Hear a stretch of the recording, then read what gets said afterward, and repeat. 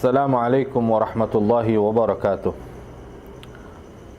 Alhamdulillahi rabbil alamin wa bihi nasta'inu ala umurid dunya waddin. Wassalatu wassalamu ala sayyidil mursalin habibi rabbil alamin wa ala alihi wa ashabihi wa azwajihi wat tabi'in wa man tabi'ahum bi ihsanin ila yaumiddin wa alaina ma'ahum wa fihim bi rahmatika ya arhamar rahimin. Allahumma salli wa sallim على سيدنا محمد الفاتح لما أغلق والخاتم لما سبق وناصر الحق بالحق والهادي إلى صراطك المستقيم وعلى آله وصحبه حق قدره ومقداره العظيم أما بعد. Rekan sekalian, alhamdulillah kembali lagi kita pada program yang disusun oleh Rabitatul Alawiyah bekerja sama dengan Nabawi TV dalam program tarbiyah dan dakwah Islami yang insya-Allah memberi manfaat untuk kita semua, untuk kita lebih bisa mengenal tentang agama kita dan orang-orang yang memiliki peranan penting di dalam agama Islam.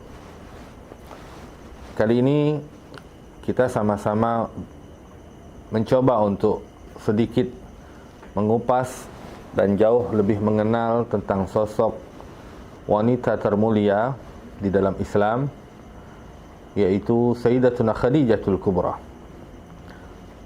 Seorang wanita yang suci, wanita yang mulia, wanita yang memiliki kedudukan tinggi di sisi Allah Subhanahu wa taala dan Rasulnya. Sayyidah Khadijatul Kubra bintu Khuwailid ibnu Asad ibnu Abdul Uzza ibnu Qusay.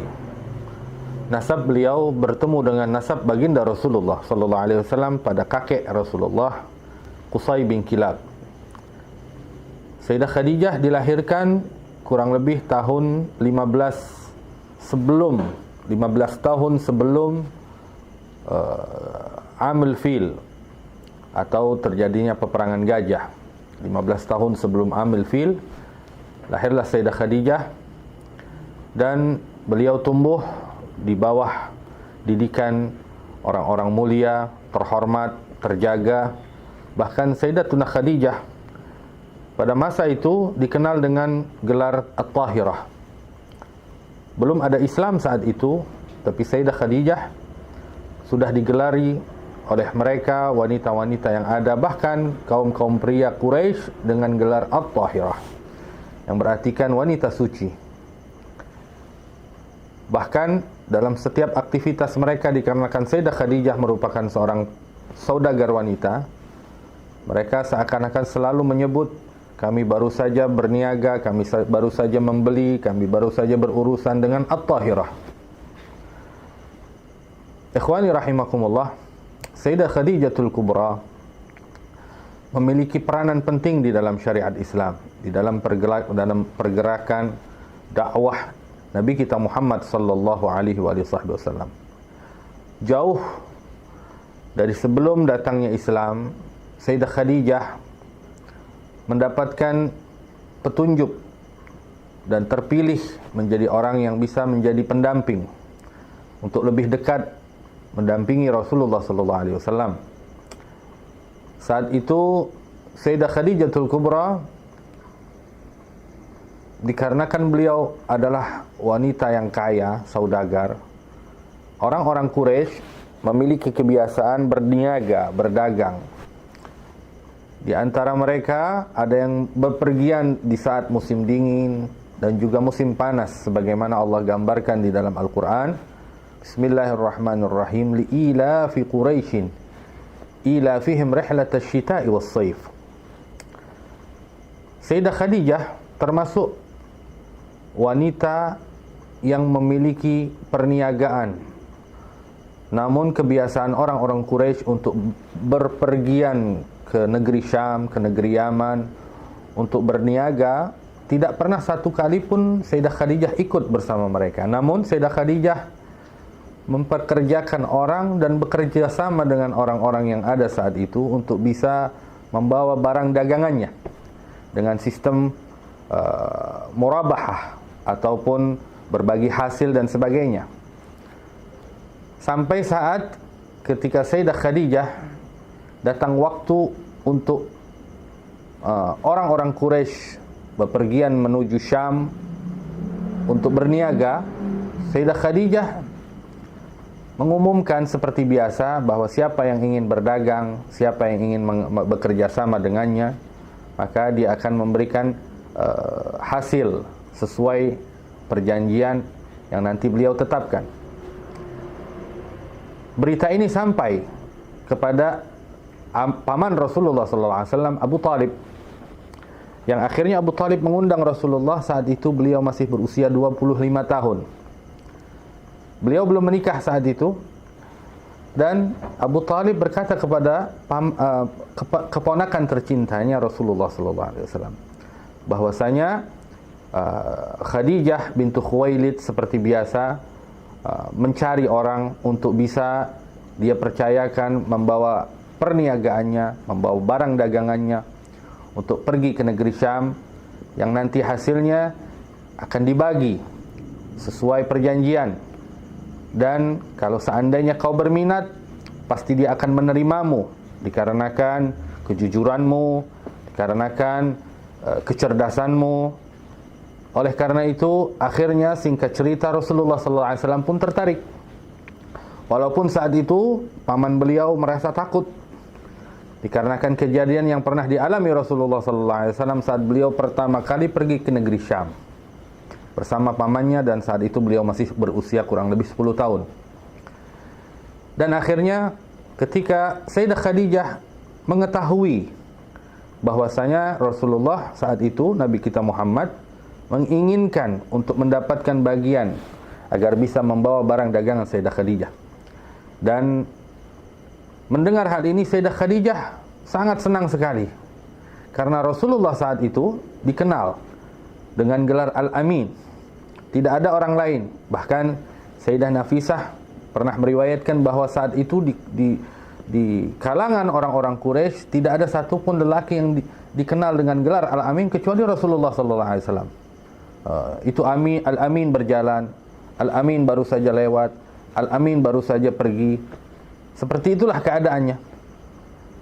Yang akhirnya Sayyidah Khadijah pun tertarik dan sangat senang menerima Rasulullah. Beliau mengatakan kepada Nabi kita Muhammad SAW, kalau memang engkau orangnya, aku tidak akan cari yang lain. Dan kalau kau siap membawa barang daganganku ini, aku akan membayar untukmu atau memberikanmu bagian 2 kali lipat dari apa yang aku berikan kepada orang-orang lain. Lalu Sayyidah Khadijah memerintahkan salah satu pembantunya, Maisarah, untuk menemani Rasulullah SAW. Namun di sisi lain Sayyidah Khadijah mengatakan kepada Maisarah, wahai Maisarah, aku titipkan kepadamu lelaki ini, yaitu Nabi kita Muhammad SAW, pemuda ini, Muhammad. Aku titipkan padamu dia. Perhatikan setiap gerak-geriknya. Ikuti dia selalu, bantu dia, tolong dia. Berkhidmatlah padanya. Dan ketika kau datang nanti, aku akan bertanya kepadamu setiap kejadian yang kau alami dan kau saksikan saat kau nanti bersama Muhammad. Aku tunggu berita nanti darimu. Dalam perjalanan, banyak sekali kejadian yang istimewa yang disaksikan oleh Maisarah. Dimulai dari dimana ketika panas mulai terik, terlihat ma'asyiral ikhwan rahimakumullah, di atas Rasulullah ada awan yang menaungi Nabi kita Muhammad dari panas. Dan Maisarah menyaksikan ini. Bahkan Maisarah juga ketika sampai di salah satu dekat pasar di Basrah, bertemu dengan seorang rahib yang bernama Nasturah. Nasturah bertanya ketika Rasulullah singgah dan Rasulullah pergi ke salah satu pohon, dan beliau duduk di sana bernaung dari pohon tersebut. Di pohon tersebut beliau bernaung di pohon tersebut. Lalu Nasturah bertanya, wahai Maisarah, karena di dalam riwayat Maisarah seringkali melewati tempat tersebut sampai Nasturah ini mengenal Maisarah. Wahai Maisarah, siapa orang yang duduk di sana? Maka Maisarah mengatakan dia salah satu pemuda Quraisy bernama Muhammad. Maisarah pun Nasturah pun mengatakan, wahai Maisarah, tidak ada satu pun yang duduk di tempat itu, di bawah pohon itu bernaung, melainkan dialah Nabi. Lalu Nasturah ini bertanya kepada Maisarah, apakah di antara matanya ada kemerah-merahan? Maka Maisarah mengatakan, ya, dan itu tidak pernah, selalu ada pada mata Rasulullah SAW. Kalau begitu, dialah Nabi di akhir zaman. Bahkan di dalam riwayat, Nasturah ini menghampiri dan mencium kening Rasulullah SAW, dan ia pun mengatakan bahwa engkaulah Nabi yang telah tercantum dalam kitab-kitab kami. Bahkan engkaulah yang mendapat yang datang sebagai bisyarah dari Nabi kami, dari Isa bin Maryam, bahwa tidak akan datang nanti seorang Nabi setelahku yang akan duduk di bawah pohon ini. Ikhwani rahimakumullah, begitu juga banyak hal lain disaksikan oleh Maisarah, yang akhirnya ketika bahkan sampai di Syam, dalam perniagaan Rasulullah mendapatkan hasil yang luar biasa, dan juga beliau mendapatkan ujian, dites oleh salah seorang pembeli, seakan-akan dites Rasulullah SAW, karena orang ini juga orang yang termasuk mengenal kitab-kitab sebelum Islam. Ketika Rasulullah diajak berdebat, Rasulullah ditantang untuk bersumpah dengan Lata wal Uzza, dan akhirnya Rasulullah menolak. Akhirnya al-gaulu gauluk, kata orang tersebut, kalau begitu bagaimana, terserah engkau. Dan akhirnya Nabi kita Muhammad SAW menyelesaikan permasalahan antara, dan akhirnya orang itu tadi menyaksikan bahwa engkaulah Nabi yang ada di akhir zaman. Ada seluruh sifat-sifat, ini matanya, ini wajahnya, ini hidungnya, ini alisnya, semua ada pada dirimu, kecuali yang aku belum ketahui. Ada satu hal yang aku ingin ketahui. Bahkan Nasturah pun melakukan hal yang sama, yaitu mereka ingin memastikan tanda kenabian dari khatamun nubuwah yang ada di belakang pundaknya Rasulullah SAW. Dalam perjalanan pulang, Rasulullah SAW ketika mendekati kota Makkah, Maisarah berkata kepada Nabi Muhammad, wahai Muhammad, apakah kau tidak ingin lebih dahulu sampai ke Makkah, lalu kau mendatangi Khadijah dan kau beritakan apa yang telah kita dapati hasil dari perniagaan? Karena dalam perniagaan itu Rasulullah berhasil memperoleh keuntungan yang banyak. Bisa kita bayangkan, hadirin, bahwa orang-orang Mekah, orang-orang Quraisy membawa barang dagangan yang sangat banyak. Seluruh orang-orang Quraisy. Namun Sayyidah Khadijah sendiri memiliki jumlah barang dagangan lebih banyak dari seluruh orang Quraisy yang ada saat itu. Tapi seluruhnya berhasil habis dan mendapatkan keuntungan. Bahkan di dalam riwayat, orang-orang Quraisy yang barang dagangannya tidak laku saat itu, beliau pasrahkan kepada Nabi Muhammad agar Nabi Muhammad yang menjualnya. Karena apa? Karena setiap Nabi Muhammad yang menjualnya atau memasarkannya pasti akan mendapatkan keuntungan. Akhirnya Rasulullah memutuskan untuk bergegas menghampiri Sayyidah Khadijah. Ketika beliau berjalan ingin menghampiri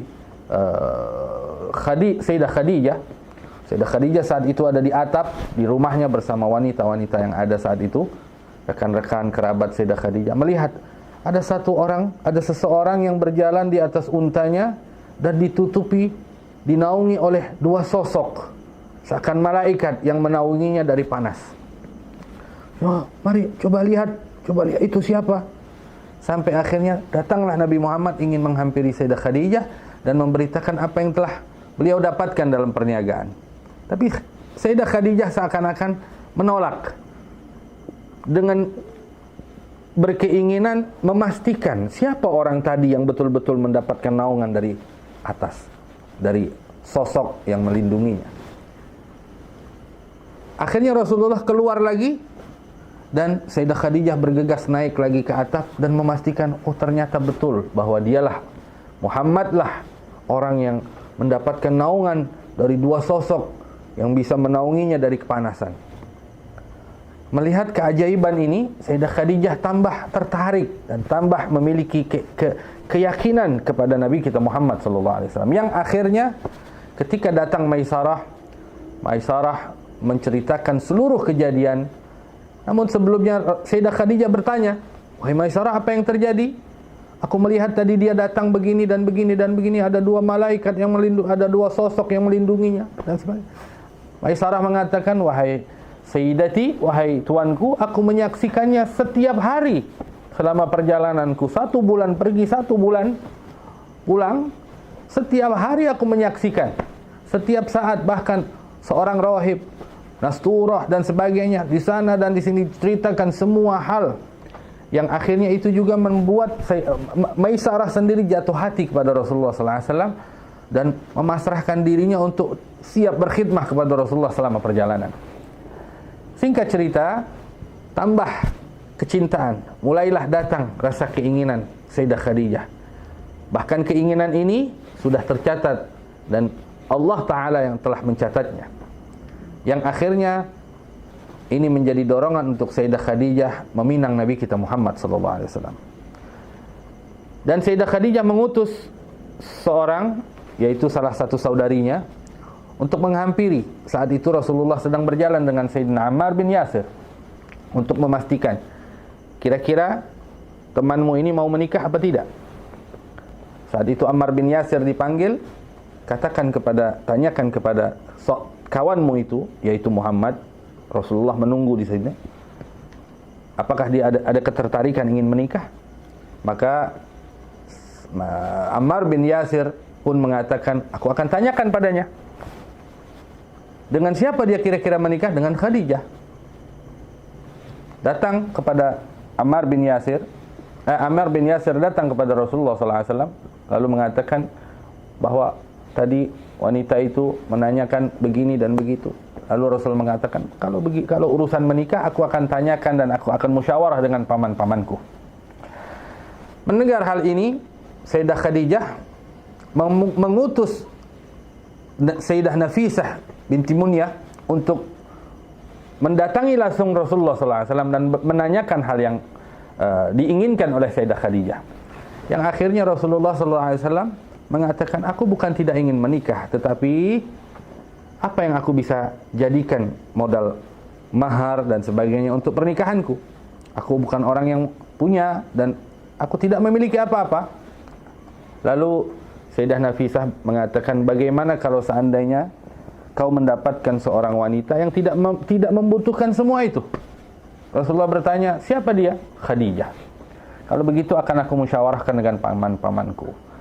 Dan akhirnya Rasulullah bermusyawarah dengan paman-pamannya, sampai pada titik akhirnya Rasulullah SAW menerima dan berlangsunglah pernikahan antara Sayyidah Khadijah dengan Rasulullah SAW, yang saat itu paman beliau Abu Talib dengan paman-paman lainnya, begitu juga dengan kurang lebih ada 10 orang dari keluarga besar dari Bani Hashim datang meminang, melamar Sayyidah Khadijah, dan disambut saat itu oleh paman Sayyidah Khadijah, yaitu bernama Khalid, dan juga Waraqah bin Naufal yang merupakan sepupu Sayyidah Khadijah, yang termasuk orang yang mengerti termasuk ahli kitab. Ikhwani rahimakumullah, di lain sisi Waraqah bin Naufal ini juga merupakan seorang sepupu dari Sayyidah Khadijah, yang juga mendapatkan cerita dan berita dari Sayyidah Khadijah akan seorang nabi atau seorang Muhammad Al-Amin yang beliau dapati, beliau saksikan dan beliau dengarkan langsung beritanya dari Maisarah. Dia ceritakan semua hal terkait dengan Waraqah tentang Nabi kita Muhammad SAW. Dan akhirnya Waraqah pun saat itu mengatakan, kalau memang seperti yang kau ceritakan, maka dialah Nabi di akhir zaman ini yang telah ditunggu-tunggu. Dan keimanan pun juga datang dan keyakinan pun tumbuh pada hati Waraqah, ketertarikan dan kecintaan pada Nabi kita Muhammad SAW. Sampai akhirnya, ikhwani rahimakumullah, Rasulullah SAW menikah dengan Sayyidah Khadijah, dan yang melamar adalah paman beliau Abu Talib, dan menerima lamarannya adalah paman dari Sayyidah Khadijah, Waraqah bin Naufal, dan beliau dinikahi oleh pamannya yaitu Khalid bintu Asad. Ikhwani rahimakumullah, dalam pernikahan dengan Sayyidah Khadijah, Rasulullah sallallahu alaihi wasallam mendapatkan segalanya, dan Rasulullah mendapatkan cinta yang luar biasa dari Sayyidah Khadijah, khidmah dari Sayyidah Khadijah, dan Sayyidah Khadijah menemani Rasulullah sallallahu alaihi wasallam dalam segala urusan. Bahkan beliau mengetahui dan meyakini apa yang ada pada sosok sang Nabi ini. Dari Sayyidah Khadijah, Rasulullah sallallahu alaihi wasallam mendapatkan putra dan putri.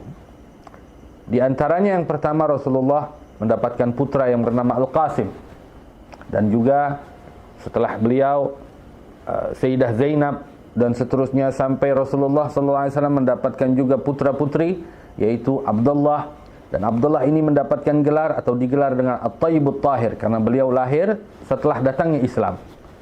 Begitu juga Ummi Kulsum, Ruqayyah, dan yang terakhir adalah Fatimah Az-Zahra radhiyallahu anha. Sayyidah Khadijatul Kubra menemani Rasulullah sallallahu alaihi wasallam. Bahkan setiap kali Rasulullah ingin berkhalwat ke Gua Hira, Sayyidah Khadijah lah orang yang mempersiapkan bekal dan kebutuhan bagi Nabi kita Muhammad sallallahu alaihi wasallam. Selama beliau di Gua Hira, Sayyidah Khadijah yang mundar-mandir, bolak-balik, beliau selalu membawakan makanan untuk Rasulullah sallallahu alaihi wasallam, dan dirinya sendirilah yang mengantarkan. Sampai pada suatu hari, hadirin rahimakumullah, ketika Rasulullah sallallahu alaihi wasallam telah mendapatkan wahyu dan mendapatkan kenabian dari Allah Subhanahu wa taala, suatu waktu malaikat Jibril datang kepada Rasulullah. Dan ketika itu Sayyidah Khadijah datang membawa wadah yang berisikan makanan. Maka Sayyidina Jibril mengatakan, "Ya Rasulullah, hadhihi Khadijah qad atat." Ini adalah Sayyidah Khadijah yang akan datang menghampirimu. Ma'aha ina fihi idam atau ta'am atau syarab. Dia membawa satu wadah yang berisikan makanan atau mungkin minuman dan yang lainnya. Fa idza atatka, kalau dia datang menghampirimu ya Rasulullah, malaikat Jibril menyampaikan, faqra 'alaiha salam min rabbiha wa minni. Maka ucapkan dan sampaikanlah salam dari Tuhannya Allah Subhanahu wa taala dan dariku. Subhanallah. Satu-satunya wanita di dunia ini yang mendapatkan salam dari Allah Subhanahu wa taala. Wa basyirha, tidak sampai di situ. Malaikat Jibril menyampaikan dan beri berita gembira untuknya Sayyidah Khadijah. Bi baitin fil jannah, dengan satu rumah indah laksana istana di surga. Min qasab, yaitu dari mutiara-mutiara yang indah, terbuat dari mutiara-mutiara. La sakhaba fihi wala nasab, yang tidak terdapat di dalamnya kepayahan, kepelikan, kebisingan dan yang lainnya. Rumah yang indah, yang tenang dan sebagainya di surga untuk Sayyidah Khadijah. Hadiah dari Allah Subhanahu wa taala. Berita ini disampaikan oleh Rasulullah bahwasanya Allah taala menyampaikan salam kepadamu, dan Allah memberitakan gembira, memberi berita gembira untukmu dengan satu rumah yang indah di surga dan sebagainya dan sebagainya. Lalu Sayyidah Khadijah dengan kecerdasannya sebagai wanita yang sangat mulia, yang memiliki kesempurnaan tingkat tinggi bagi seluruh kalangan wanita, Sayyidah Khadijah menjawab, qalat Sayyidatuna Khadijah, Innallah huwa salam. Sesungguhnya Allah, dialah zat as-salam. Ya, begitu juga wa alaikas salam wa ala Jibril as-salam. Dan untukmu salam juga ya Rasulullah, dan bagi Jibril, malaikat Jibril juga salam.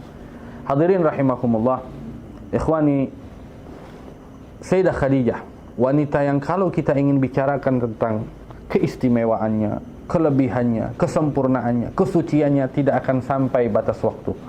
Karena tidak ada satupun wanita yang menandingi keistimewaan yang Allah Ta'ala berikan pada Sayyidah Khadijah. Beliaulah Sayyidatun Nisa'il Alamin, pemimpin wanita di seluruh alam semesta ini. Sebaik-baiknya wanita di dalam riwayat dikatakan adalah Maryam bintu Imran, ibunda Nabi Allah Isa. Dan yang kedua adalah Sayyidah Asiyah imra'atu Fir'aun, istri dan pasangan Fir'aun. Begitu juga Sayyidah Khadijatul Kubra dan Sayyidah Fatimatul Zahra. 4 wanita ini adalah wanita pemimpin di surganya Allah Subhanahu wa taala.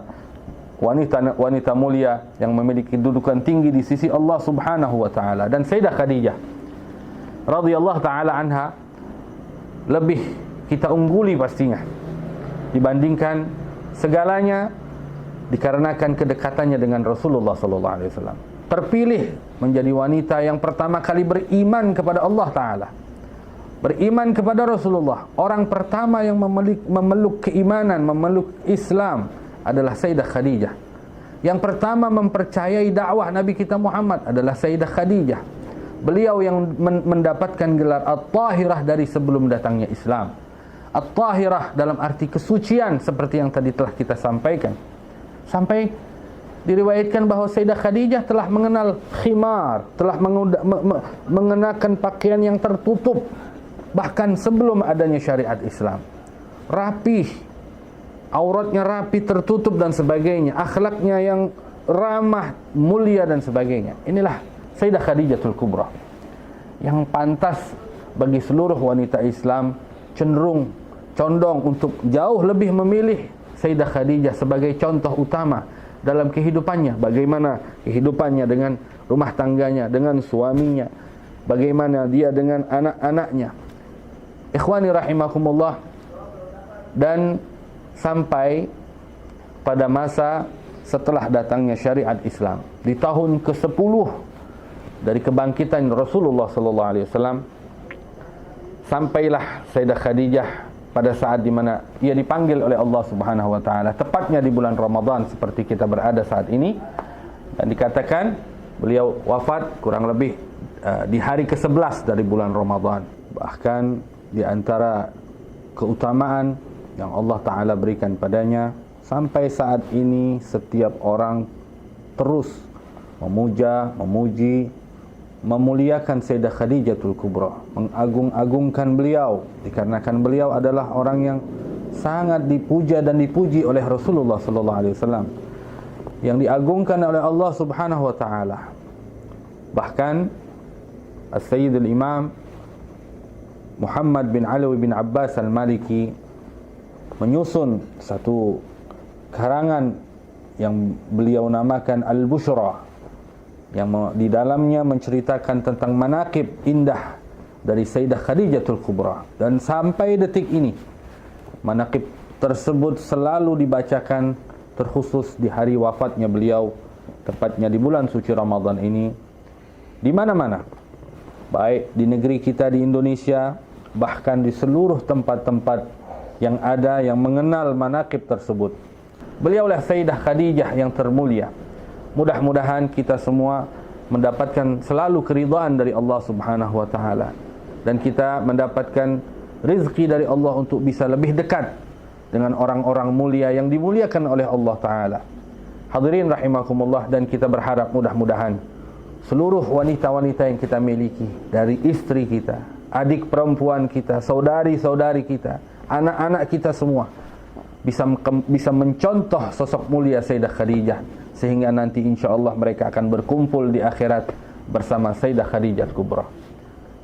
Hadirin rahimakumullah, kiranya ini sedikit mungkin yang bisa kita sampaikan terkait tentang kemuliaan dan juga kehebatan yang Allah berikan bagi Sayyidah Khadijah Kubra. Billahi taufiq wal hidayah. Assalamualaikum warahmatullahi wabarakatuh.